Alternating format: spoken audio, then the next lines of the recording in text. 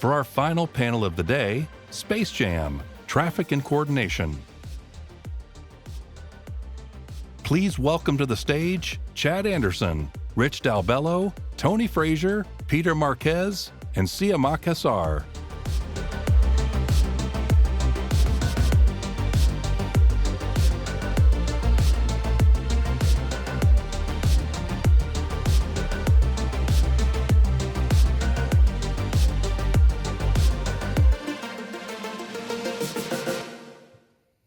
Okay. Hi, everyone. Thanks for sticking around with us this long. I hope you've enjoyed the panels as much as I have. This one is a really great one to wrap up the content portion, I think. So we just heard from the China panel about the tens of thousands of satellites that are going to be launched from that country alone.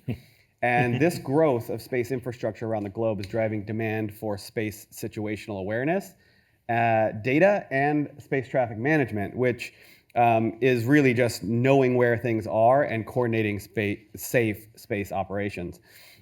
So to understand the overall potential in this growing market, it's been helpful for us to leverage the GPS playbook and our frameworks that we came up in that report. So data providers like LeoLabs own and operate radar infrastructure, which provides essential space situational awareness data.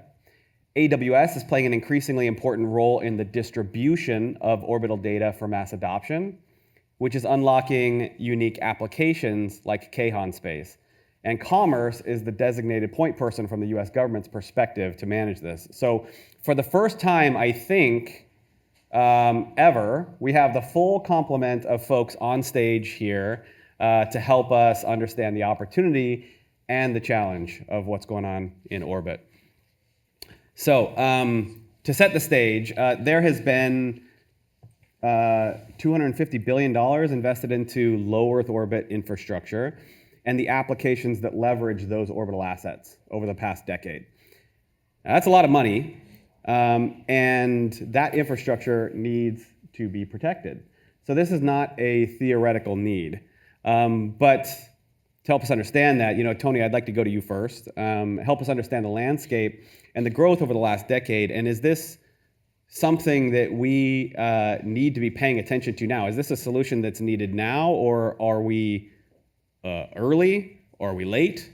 Where are we, and how big of an issue is this? Yeah, thanks, Chad. I think what is really fascinating about this, and we kind of heard this throughout the day, that we've gone from 800 active satellites on orbit to now north of 9,000 in low Earth orbit. So all that capital, that $250 billion in capital, has been translated into capability. So that's been enabling things like satellite communications and remote sensing, so geospatial intelligence, assured precision navigation and timing, tracking aircraft from space. So these are all the applications that are being kind of rolled out, and those investors that put that $250 billion to work, are looking to generate a return, on that. And so, when we see that now, we're through our catalog, we're tracking, over 20,000 objects, in space, and about half of those are satellites, 9,000 are active payloads, about 2,000 are inactive, meaning they've kind of, finished their mission. Rocket bodies, about 1,000 rocket bodies, over 11,000 fragments of space debris. You're just creating a need now, to ensure that you can keep those assets safe, which is really, kind of a part of the core founding, story of LeoLabs. And I think that as we look at, the time is really now. These services really need to be delivered. Mission continuity for that is really critical. Which is why I think we're having this conversation today. Great. So there is a need, and it's important that we talk to these people now. And in terms of applications, Kayhan, CMOC, your Pathfinder product is the first commercially available software platform that incorporates the Space Safety Coalition's rules of the road as optional presets for establishing maneuver responsibility as well as other best practices and recommendations. And so And the purpose of this is to help satellite operators to automate their day-to-day activities, right? So can you help us understand the importance of having something available now that leverages established rules-based frameworks? Like how important it is to have rules of the road in operations today? Yeah, absolutely, and thanks for the opportunity and the question. So, Kayhan's Pathfinder, which is our flagship product it's basically the first commercial space traffic coordination network that natively incorporates Space Safety Coalition rules of the road and best practices that are endorsed by many companies, and including us and other satellite operators. In the I think the first panel, obviously we saw that curve about the number of launches and the number of objects that are going into space, we all know that space is getting more congested, but there are some nuances to that. When we look at the data that we have been collecting over the few years, we have noticed that the number of conjunctions between two operational satellites have increased dramatically and continue to increase. And when you think about it, it kind of makes sense, because all these satellite operators, they're going into, they want to operate in certain orbital environments and orbital shells that are good for business, and we all pack them in certain areas, right? It's just like driving on a highway in the middle of a desert that there's a lot of space, but everybody is driving on the road, right? So the problem that creates is that there are no established efficient processes to coordinate between operators. Operators literally they have to find each other's contact, pick up the phone, send emails to each other when they have conjunctions. We even heard few satellite operators have put together, established a Slack kind of channel to communicate with each other. So obviously this is not sustainable to protect space assets and the amount of investment that you mentioned at the onset of the discussion. Space Safety Coalition best practice is the closest thing we have for kind of industry accepted rules of the road. And our role here is to basically incorporate that in an autonomous fashion in a machine-to-machine level to coordinate between operators. Seriously, how crazy is that the way in which people are operating or have been operating in the very recent years, right? You have to understand that something is happening. You have to pick up the phone. You have to call them. You have to email them. Whatever. Monitor your email inbox. This is kind of like just one of those exclamation points on the sort of step change that we're taking forward in the space economy. And as we think about the growth here, the long development timelines and everything has sort of held us back. We're now entering this age where there is so much even just low-hanging fruit, like you just can't believe that these things are still happening. So it's great that LeoLabs is providing this data, and it's great that you're making use of this to help us address this. So there is a lot more satellites going up. There is a growing challenge, and that's what I kind of want to touch on next. The potential for collisions. So conjunctions are not collisions. Yeah, potential collisions, right? Potential collisions. Yep. So you know that you're we on don't want collisions. Yeah. Okay, so I don't know that everyone uses a conjuncture in their everyday life. So the potential for collisions not only endangers costly equipment, but also poses a threat to essential services that global industries have come to rely on, which I think is a point that we've hit on multiple times throughout the summit today. So Peter, I want to go to you for this one. You've worked at the Pentagon on classified space programs with entities like the Air Force and the Department of Defense. You were the director of space policy for the National Space Council, advised both Bush and Obama administrations on space policy, and you've also worked with commercial space companies before leading global space policy at AWS now. So I'm really interested to get your take on how you've seen things develop over your time. We have had at least one collision in the past. How has that changed things? How real is where have we come, and how real is the potential for a collision today, and what would that mean? Yeah. Well, first of all, thanks for having me. It's good to see you. Good to see you. I think where we started was the desert road late at night with one car. It was pretty clear, like, okay, I'm there. Ain't nothing in my way. And I think if things don't change, the amount of investment that is currently up there and all of the opportunity and need that we see coming with all the other capability that we're deriving from space data, I don't know. I live in DC, so I'm not familiar with the roads around here, but I'll tell you about 295 and New York Avenue in DC. The inspiration for Mad Max came from a stretch in DC of New York Avenue and 295. I'm pretty sure the other day I saw a late model Tahoe with a guy huffing paint screaming, "Witness me," coming out the side of his car. To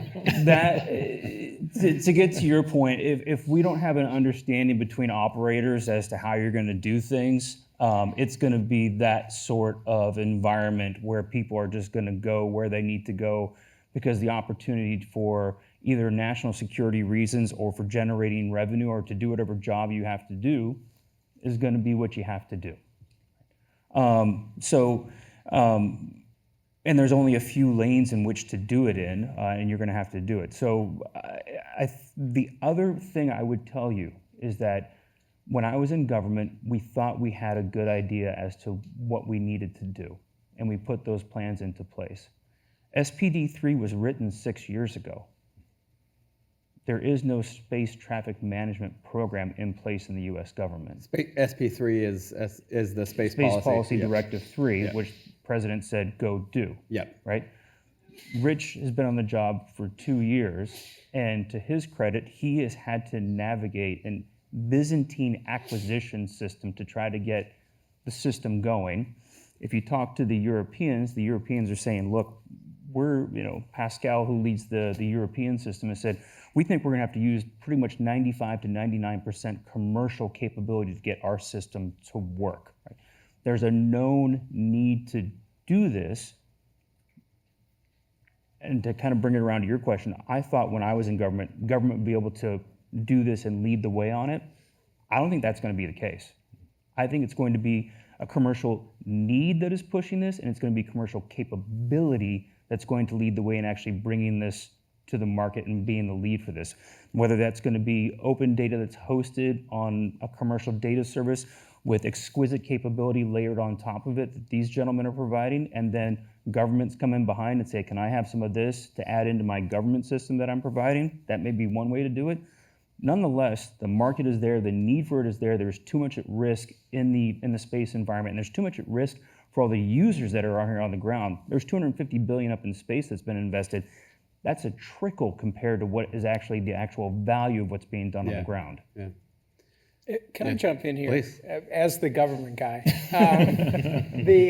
Yes, Space Policy Directive 3 was signed out by the Space Council in 2018, but Congress didn't fund the program until 2023. So we didn't have any money. Yeah. Right? Yep. So there was no money allocated to the program, so we couldn't really get started. I got hired shortly before that, and we've had a year now of moving pretty quickly. Though the way this is shaking out is we have pretty good agreement with the European Union that we're going to try to limit government intervention in this market to a basic safety service, just so that companies like LeoLabs and Kayhan can offer more exquisite services, custom tailored services to the operators themselves.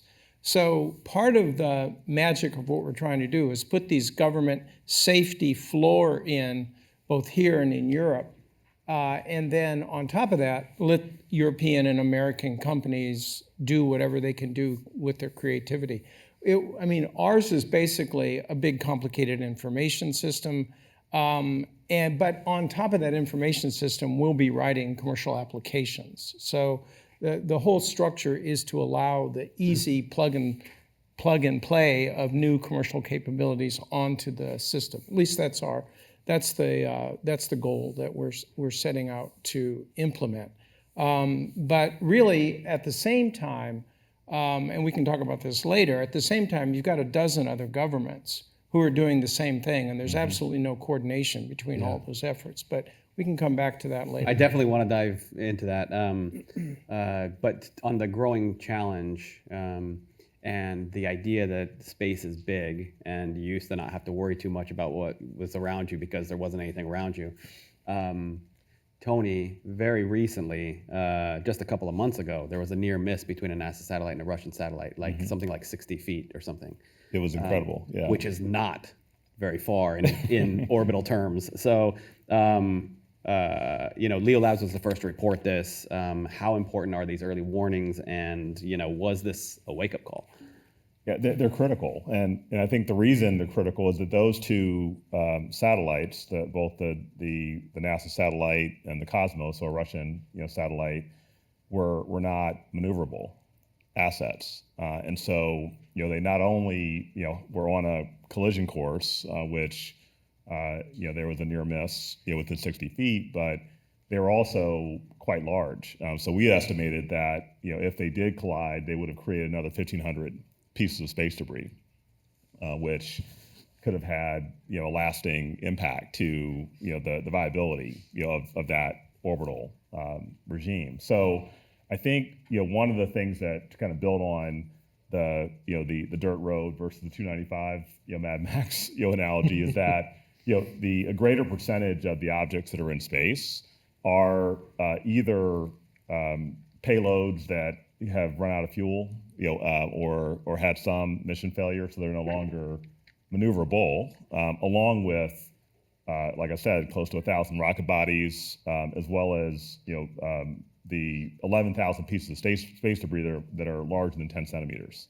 And so the reason that we're seeing this need for more autonomous maneuvering, and now it is thousands of maneuvers a day that are occurring, is because there's all these speed bumps in the road. They're moving at 17,000 miles an hour, that could cause massive damage. And so I think that's part of what is why this is a critical need now. It's super interesting that the SPD3 was released in 2018, but as we talked about throughout the day, Moore's law has occurred, and now we have a order of magnitude more objects in space, and that trend's going to continue, and so it needs to be resourced. Well, this is why, Chad, the DoD wants out of this business, right? So the whole underlying structure, what was the reason that the Space Council passed this directive? It was because the Defense Department said, we don't want this job. Like, we are not the traffic cop for space, for the world. We have other things that we need to be focused on, and the way they what they call it is space domain awareness. Mm-hmm. That's their job. They don't want to do safety. They're into knowing what's going on and who's doing what in space as opposed to doing this. DoD saw this potential collision, and we had a lot of internal government dialogues about it as this was going on. But DoD, it fundamentally didn't think it was their role to be, making announcements on this kind of stuff. And they also feel the congressional authorization that allows them to do this job for the commercial sector has some restrictions on it in terms of how they can share information. So they felt like their hands were tied. So yeah, it's great that we have commercial companies with great capability, and it's time to move this whole enterprise to the next level. Something you just said too, Tony, is I've seen people have been trying to count the number of times that SpaceX Starlink satellites maneuver every year, like as if it's a number that matters. It's like 10,000 or 20,000 or some huge number. But Ed, or in the earlier panel, said it really nicely. It's continuous, right? That is just a fact of life now. You are continuously moving. Mm-hmm. So we can all stop counting. It is a growing priority globally. Governments around the world are now starting to recognize that space-based assets are essential for our economic stability and national security. Governments around the world are prioritizing its protection. For example, the G7 nations released a statement confirming that orbital debris is one of the biggest challenges facing the space sector. The White House has put forward a space priorities framework that has this as one of the top 3. King Charles unveiled the Astra Carta, which is around safe and sustainable operations in space. And there was a bipartisan bill to deem space as critical infrastructure, which we heard in the last panel China has already done and the U.S. has yet to do, but it's on the docket. So this one's for you, Rich. And kind of going back to your point that you made earlier is that the Commerce Department wants to work with other countries. And you've said this not just here, but in other venues as well. So how important is international coordination, and how do you see this? How do you think that we can effectively manage all of the interests? We acknowledge the importance of the international dialogue very, very early on in the program, because it doesn't really matter what we do. The U.S. is going to have an amazing system, which will be really good. But at the same time, all around the world, you've got governments standing up SSA systems. And today, without getting into the math, there's no real way to compare. Given the biases that are inherent in sensors and in different analytical tools, there's no way to compare a result produced in Beijing with one produced in Boston. So right now, you're going to have a whole bunch of people doing calculations and talking to their own citizens with results that may vary. And so this is a potential for a disaster. So one of the things that we've kicked off, we're calling it the global vision, which sounds a little grand, but it's just basically saying to the world, we need to talk about how we're going to talk to each other. At a minimum, we need a system probably in the future that looks more like the global banking system than it looks like air traffic control. You're going to have millions of transactions a second, highly dispersed environment, low trust environment. So that's a vision. If you fast forward a decade, there has to be that international system of collaboration involved. We can't do, as we're doing with the Chinese today, sending emails to a post box somewhere. Yeah. So we want to invite everyone to the table, including China, Russia, India.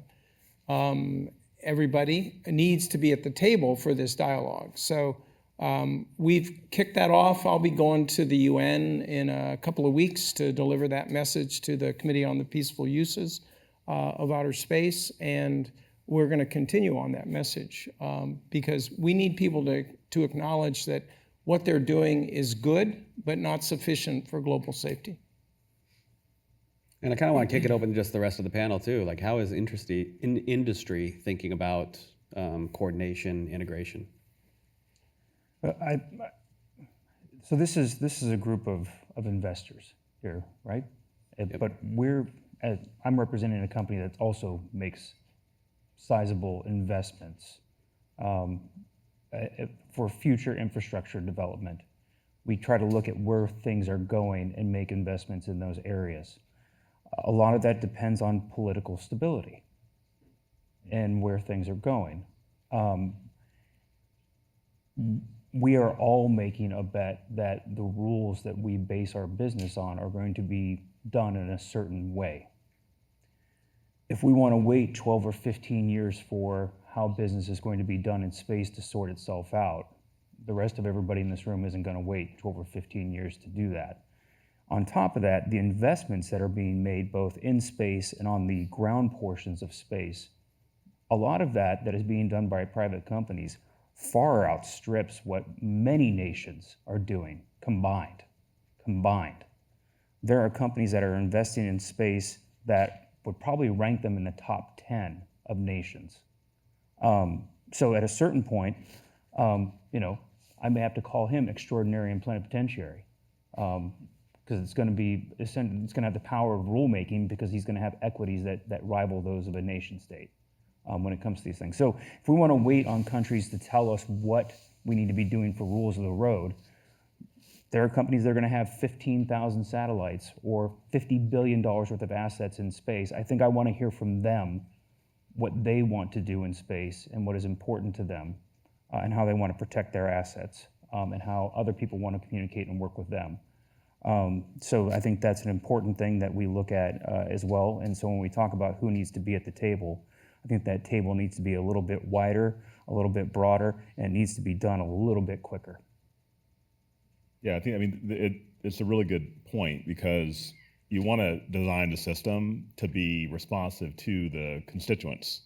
And 20 years ago, the constituents were national security and civil, government operators, but now commercial is is the vast majority, of objects in space. And so really kind of pulling the thread on, the mix of commercial operators globally and ensuring that these systems are being responsive to their needs, I think is important. I think as a capability provider, one thing that we're, thinking a lot about and is important for our investors is to make sure that, whatever we build in support of, say, the US's requirements, that we have an opportunity to export that, into other countries around the world. They're going to have a similar need. And to the extent that those systems are interoperable, then that addresses the mission. So once the vision and there's cooperation at a government level, then the collaboration, can be enabled, through both data and software. And sorry, the one last thing as a former policy guy, my policy biases are coming out, so I'll be careful here. But I have two fears that where my bias comes out, and those two fears, I'll give you the shorthand: U.S. remote sensing industry and PNT. And so for those of you that know the history of U.S. policy failures in remote sensing and PNT, will tell you why I'm afraid of what we might do for the space traffic management and the SSA commercial community here in the U.S. We have a chance to get it very right in a very good way. I want to bring up another aspect of this, going back to what Rich said in terms of, the data that's going to be produced in Shanghai, I think you said, versus Boston is going to be very different, and the biases and such. And because of the work that we are doing, in fact, in the consolidated Pathfinder that's going on, in terms of the role for validation and verification of not just data, but also processes. Right. So when you talk about different systems, different commercial capabilities that are going to be we are going to integrate with each other, which is great. But there are, just like satellite operators, there are many different flavors of commercial companies and capabilities, and different scales. Right. The amount of the data that LeoLabs generates on a daily basis, right? It's in millions, right? Versus, we have other commercial capabilities that have few sensors, but we are going to need them into the system and integrate them. But if you are not able to measure the performance of those systems, you are not able to kind of figure out what is good enough for spaceflight safety. Well, if I can reframe a little bit. So we think about, who is this for, right? Why are we doing this? Well, there's sort of a base layer, safety mission, governments talking to governments. We don't want satellites colliding in space. We don't want a dramatic erosion of the space environment. There are also satellite operators, commercial and government, who want to see their missions flown safely. And then we also have a group of people, like the gentleman on this panel, who want to support that effort with their products. And so that is, aligning all those parts is complex. There's a diplomatic layer that goes to the international coordination of rules and standards and all that. And there's kind of a jump ball on that right now. You've got the ITU doing a little bit of that. The committee, the UN Committee on the Peaceful Use of Outer Space, is doing a little bit of it. And there are other people like ICAO who want a piece of it because of all the transit through the airspace. So that international layer isn't fully formed yet. And then below that, you have governments trying to put together systems, governments spending sometimes money on commercial capabilities to create those systems. Then below that, you have a regulatory and policy layer. There are bills in the House and the Senate. The White House floated a draft bill last December on how we should be managing all this, but that's very much still in flux and in discussion. So really, it is an important problem that's being addressed, but there are so many open issues still right now that need to be resolved. They will get resolved as we go forward, but we have to acknowledge that there's a lot of uncertainty in the system right now. So I want to dive into a point that you made earlier about it being more like the banking system and less like the FAA, because I was actually wondering if there was precedent around like how the international integration of airspace, in the Chicago Convention played into this. So this is kind of foundational to the fact that the DoD, this was a defense thing, right? The defense used to manage all of this and has historically been responsible for all of this. And then the White House directed Commerce to take responsibility, like we talked about. And the idea here is to put this data into the hands of, to leverage growing commercial capabilities from folks like on this panel, and allow the DoD to focus on the national security aspect. So again, there's like a publicly releasable catalog, and then there's information that is not publicly releasable. And this is the idea, is to put the publicly releasable stuff into the hands of civilians, right? So you've got a multi-year effort underway called TRACS. To do that, and the Office of Space Commerce has a growing budget to help the system to accomplish this. So I'm curious, to sort of kick this part of the conversation off, Rich, like how are you thinking about demand from a U.S. government perspective in this data?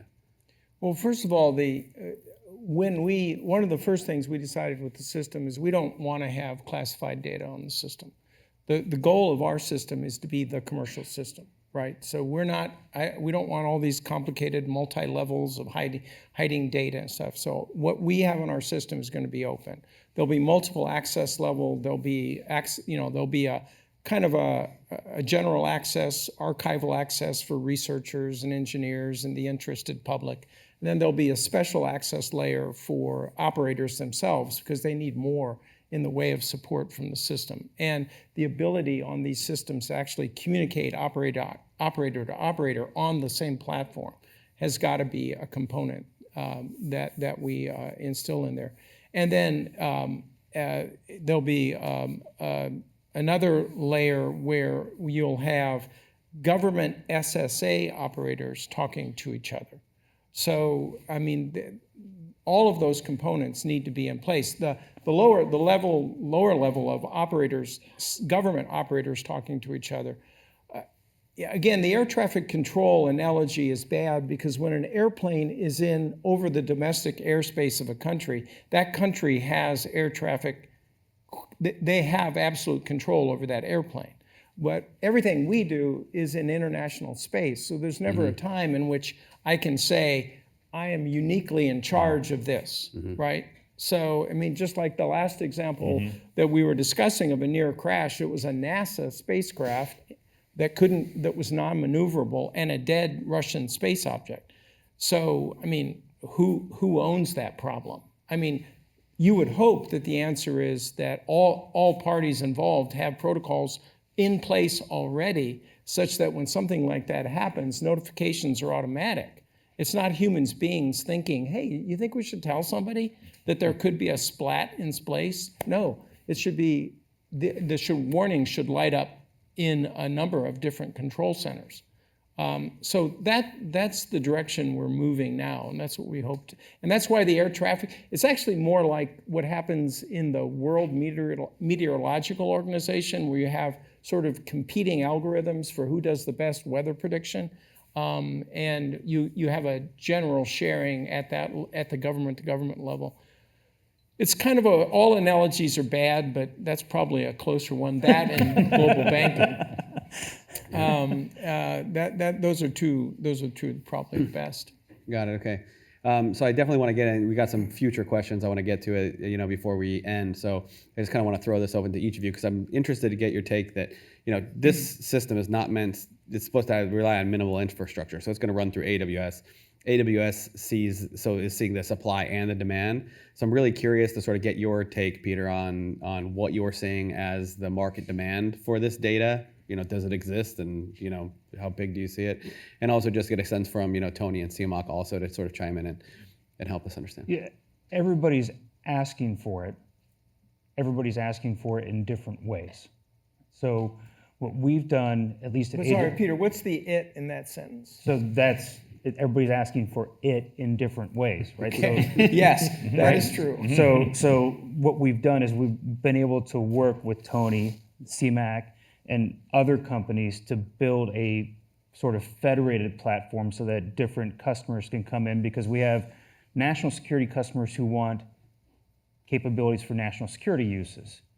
AWS can support up to classified levels. Then we have civilian customers who want completely unclassed capabilities. Then we have commercial customers who want certain things, but not everything, right? So everybody wants something a little bit different, right? And then there's some things where we can take open source SSA government information and just openly host it on our website that other people can use, right? So there's a lot of different things where we're seeing different demand signals, but every customer wants something a little bit different. So we're trying to build, I wouldn't say we're trying to build, we actually built a federated a federated platform with many of your portfolio companies and other companies that now resides on the AWS Marketplace. I mean, you can go and Google on the AWS Marketplace something we call Project Argus and build your own SSA platform. It took our engineers and your teams and other teams 10 days to build the first iteration of it.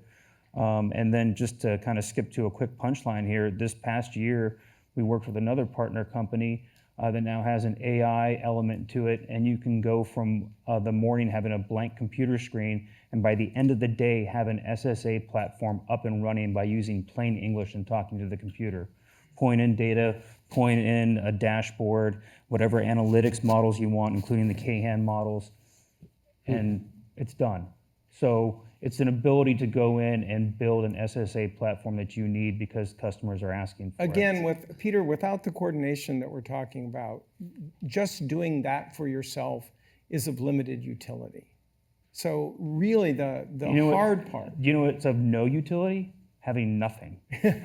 Well, we have something today. It's just not very good. And what we're trying to do is get to a place. So where it's better. my big question is like, do people want this in whatever various forms for free? Do they expect it to be for free, or are people willing to pay for this? And this is the question for Tony and Siamak. Like, what are people paying for? Because they are paying. I mean, the public service is a free service, today, and I think that's defined the line of, what the basic service will be, that'll be available to all, and how all is defined. I think also needs to be clarified. If it's a U.S. system, is it to make the capabilities available to U.S. equities, whether it be U.S. operators, and then what's available to international operators? I mean, I think those are open questions that need to get defined as we kind of go from building the system to actually starting to take it into operations. So I think that's a kind of an important topic. The other thing I would just say quickly is we look at these different layers of the stack and different capabilities. There are there's different phenomenons, sensing phenomenons, radar versus optical, and they can do different things. Radar can be persistent in day, night, all weather, and so that's one of the reasons why we've kind of built our network the way we have. We're seeing that certain operators aren't willing to share data.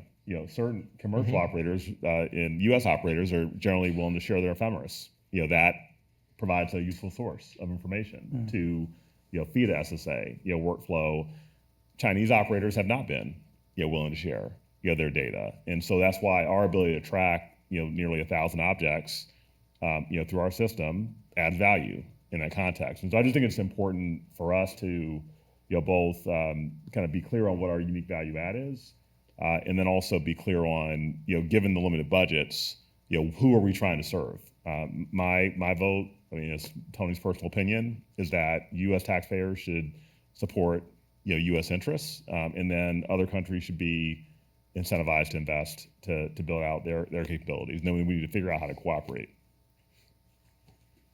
I'll just add this in the interest of time that there's a notion that satellite operators don't want to pay anything and for safety, and they want everything for free.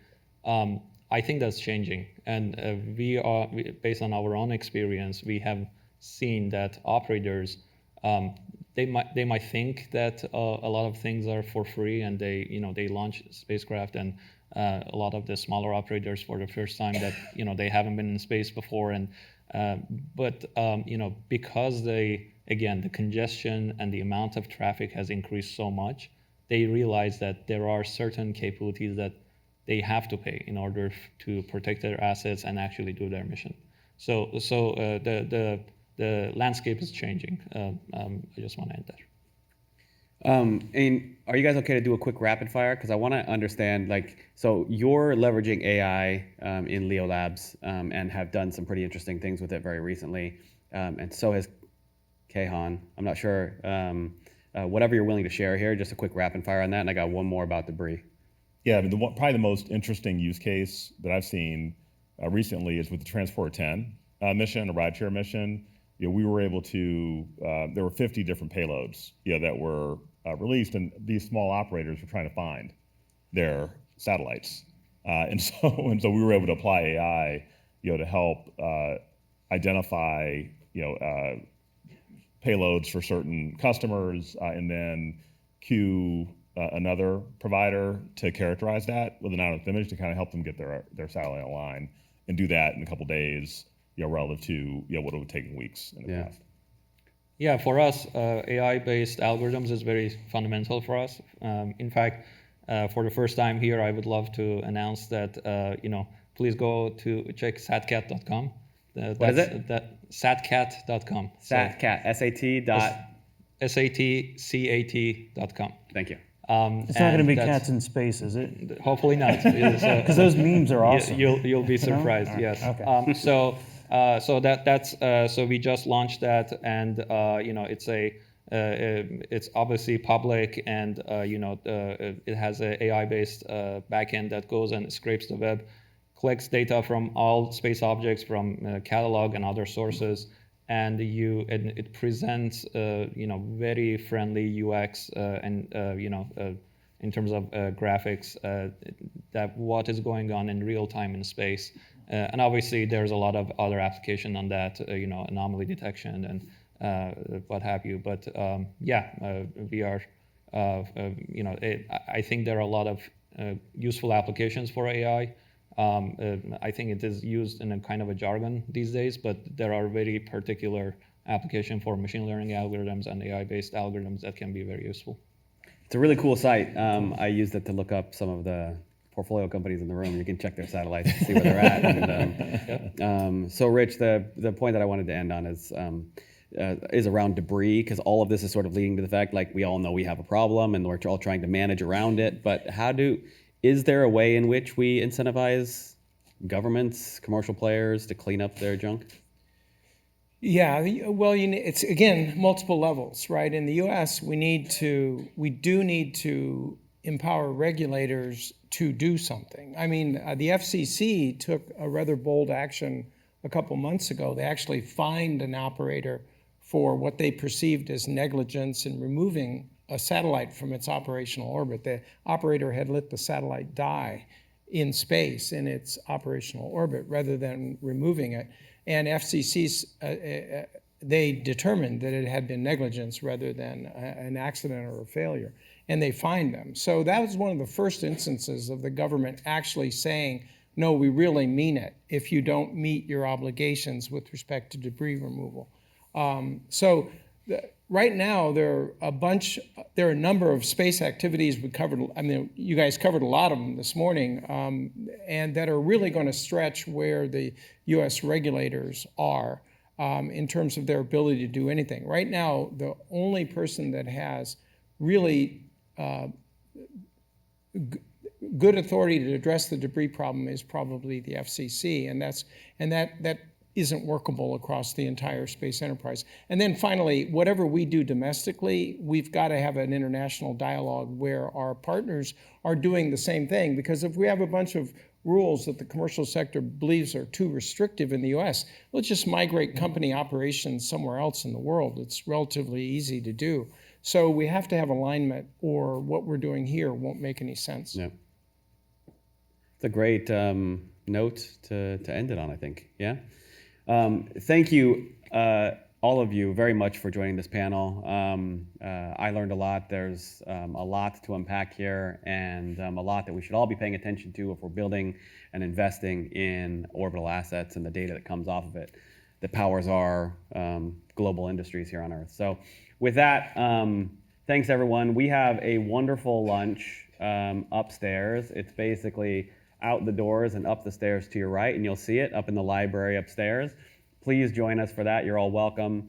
Yeah, this is the first chance we get to do some networking and to have some great food. So see you all up there, and thanks again.